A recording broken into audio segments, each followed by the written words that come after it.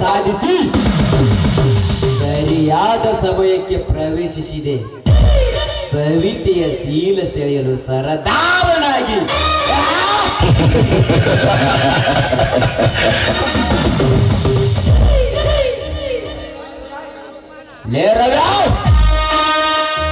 ನನ್ನ ಮನೆಗೆ ಬಂದು ನನಗೆ ಬಾಯಿಗೆ ಬಂದ ಹಾಗೆ ಬಗಳುವನು.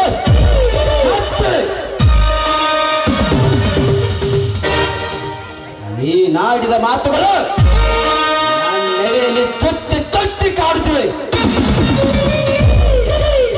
ಅದೇ ಸೇಡಿಗಾಗಿ ಮಗನ ಇದು ನಿನ್ನ ತಂಗಿಯ ಶೀಲಹಾರನ.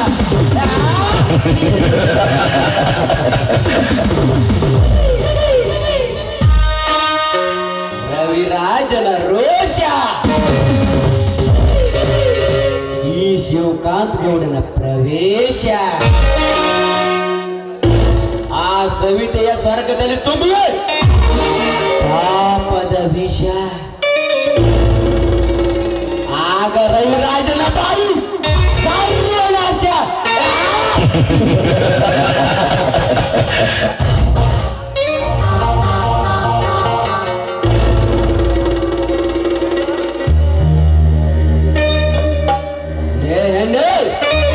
ಎಲ್ಲಿ ಅಡಿಕೆ ಕೂತಿರುವೆ ನಿನ್ನಗಾಗಿ ನಿಂದ ಇಲ್ಲಿವರೆಗೆ ಬಂದಿರುವೆ.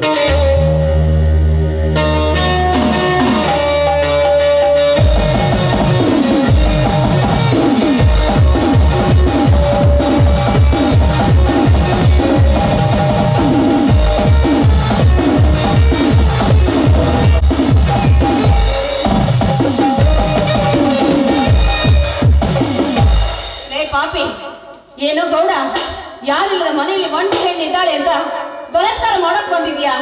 ನಾಚಿಕೆ ಆಗಲ್ವೇನೋ ನಿನ್ನ ಹೆಸರು ಜನ್ಮಕ್ಕೆ? ನಾಚಿಕೆ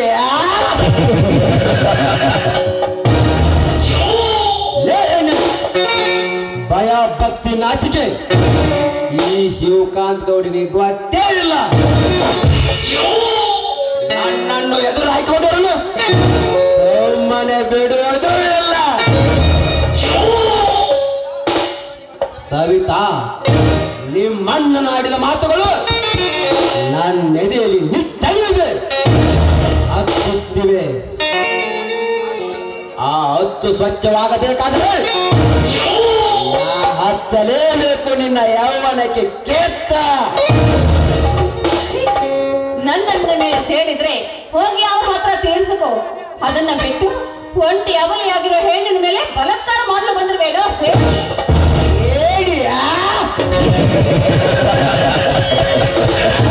ನನ್ನ ಮೋಳಿ ನಿನ್ನ ಮೇಲೆ ತೀರಿಸಿಕೊಳ್ಳುವೆ ನನ್ನ ಸೇಡಿನ ಕೆಳಿ. ಆಗ ನಿನ್ನನ್ನ ಅವನು ಬುದ್ಧಿಗೆ ಗಟ ಬಿದ್ದು ಹೋದ್ರು ಹಠ ಬಿಡಲಾರದು ಈ ಕರಿ ನಾಗರ.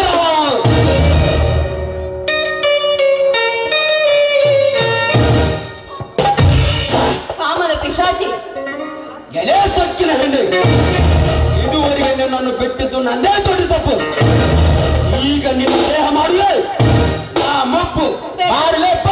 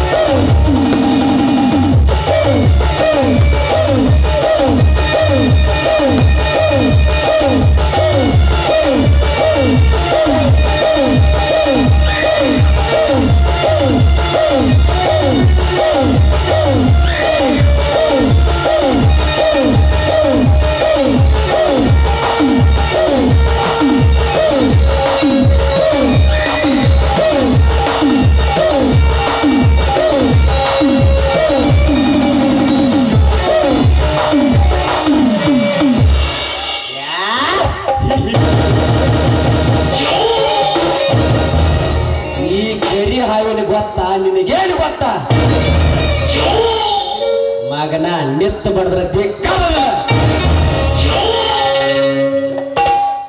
ನಾ ಅಂದಾಕಿನ ಮುಂದೆ ಬಿಟ್ಟಿಲ್ಲ. ನೋಡಲ್ಲ ಜೀವ ಹೋದ್ರು ನಾ ತೊಟ್ಟ ಹಠ ಬಿಟ್ಕೊಡು ಆ ಗಂಡ ಅಲ್ಲ.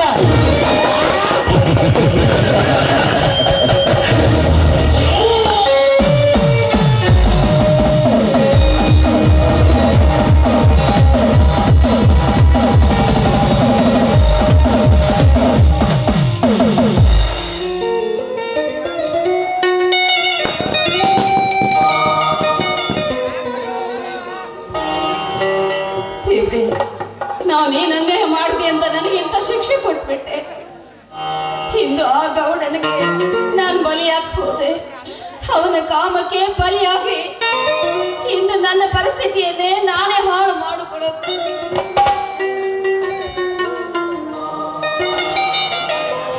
ಇನ್ನು ನನ್ನ ದೇಹ ಬಲಿ ಆಗ್ಲೇಬೇಕು. ನನ್ನ ಅಣ್ಣಂದ್ರು ಪುಂಡ ಪ್ರಚಂಡ ಹುಲಿಗಳು, ನ್ಯಾಯ ಧರ್ಮ ನೀತಿ ಅಂತ ಬದುಕೋರು.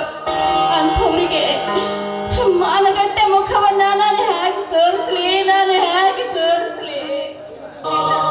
ಇಲ್ಲ ಅಣ್ಣ, ನಿಮ್ಮನ್ನಾಗಲಿ ನಾನು ಹೋಗ್ಲೇಬೇಕಾಗಿದೆ. ಈ ನಿಮ್ಮ ತಂಗಿನ ಕ್ಷಮಿಸಿ ಬಿಡಣ್ಣ, ಕ್ಷಮಿಸಿಬಿಡು.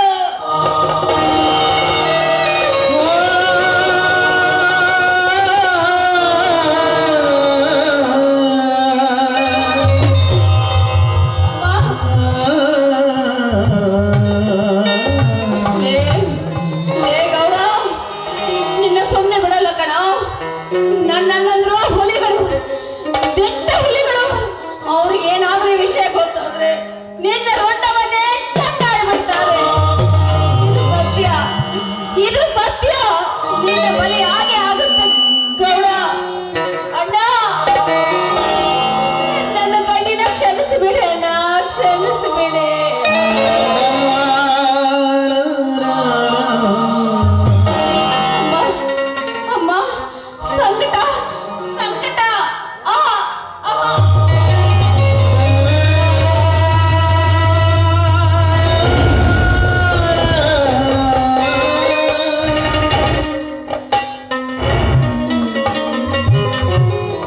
ಸವಿತಾ, ಹೊಲಕ್ಕೆ ಹೋಗಿ ಬೇಸರವಾಗಿದೆ ಅಮ್ಮ.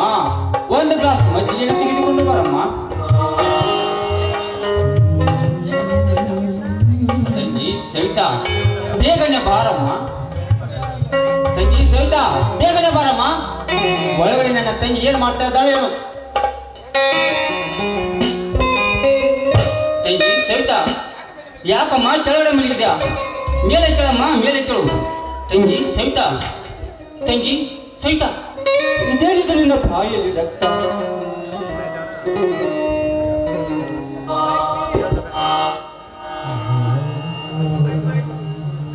ಲೇ ಗೌಡ,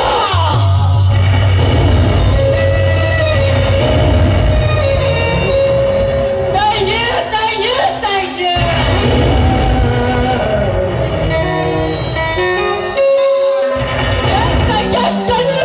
ತೆಗೆದುಕೊಂಡಮ್ಮ.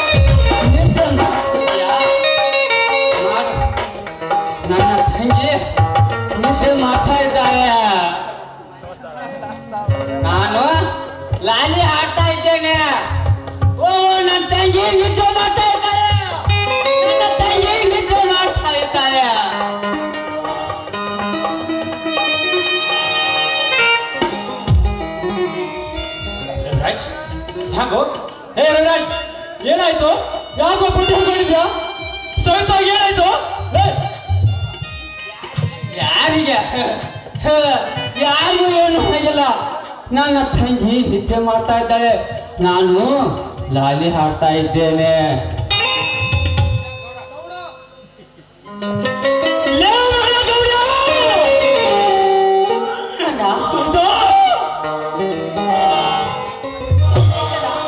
ಸವಿತಾ ಏನಾಯ್ತು?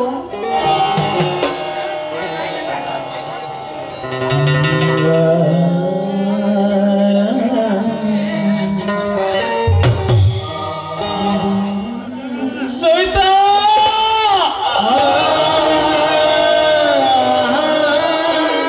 ಎಂತ ಕೆಲಸ ಮಾಡಿಬಿಟ್ಟು ನಾನೇನಾದ್ರು ಮಾಡುವುದು.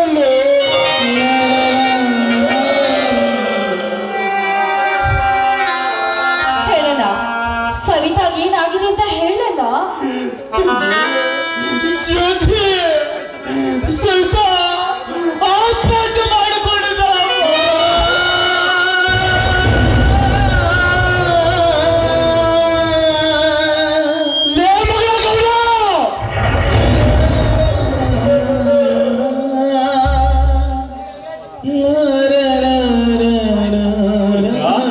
ಸವಿತಾ ಎದ್ದೇಳಮ್ಮ. ಸವಿತಾ ಯಾಕೆ ಅಂತ ಇದ್ದೀರಾ? ಏನಾಗಿದೆ ನಿಮಗೆ?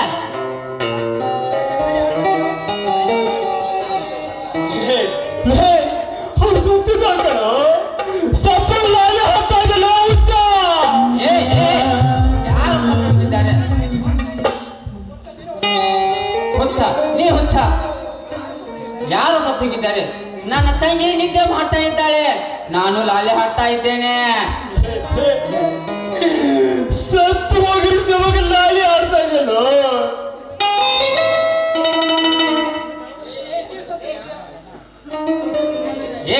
ಏನ್ ಸತ್ತಿದ್ಯಾ? ಇನ್ನೊಂದು ಸಲ ನನ್ನ ತಂಗಿ ಸತ್ತಿದ್ದಾಳ ಅಂದರೆ ಹಾಕಿ ಬಿಡ್ತಾನೆ ಮಗನೇ. ಯಾಕೋ ಯಾಕೋ ವಿಚಿತ್ರ ಮಾತಾಡ್ತಾ ಇದ್ಯಾ? ಯಾಕೋ ಯಾಕೋ ವಿಚಿತ್ರ ಮಾಡ್ತಾ ಇದ್ಯಾ? ಸರಿ ನನ್ನ ಮುಟ್ಟ ಬೇಡ. ನನಗೆ ಒಬ್ಬಳೇ ಒಬ್ಬ ತಂಗಿ ಇದ್ದಾಳೆ.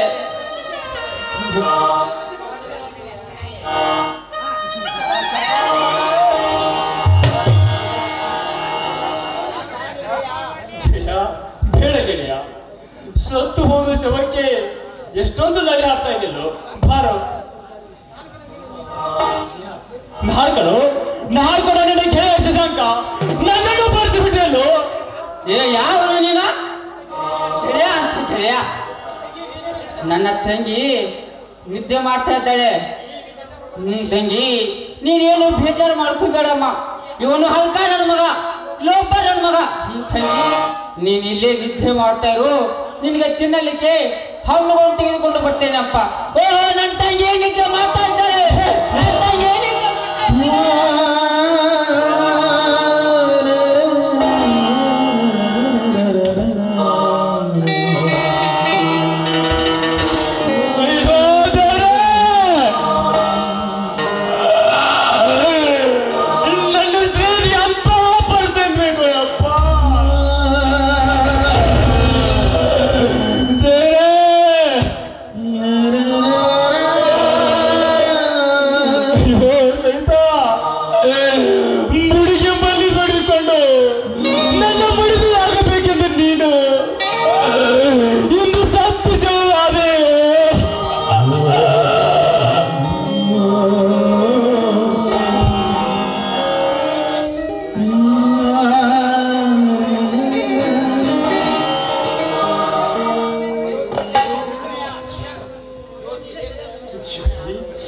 ಸರಿಯಾದ ಸಮಯ ರವಿರಾಜ ಬರೋದು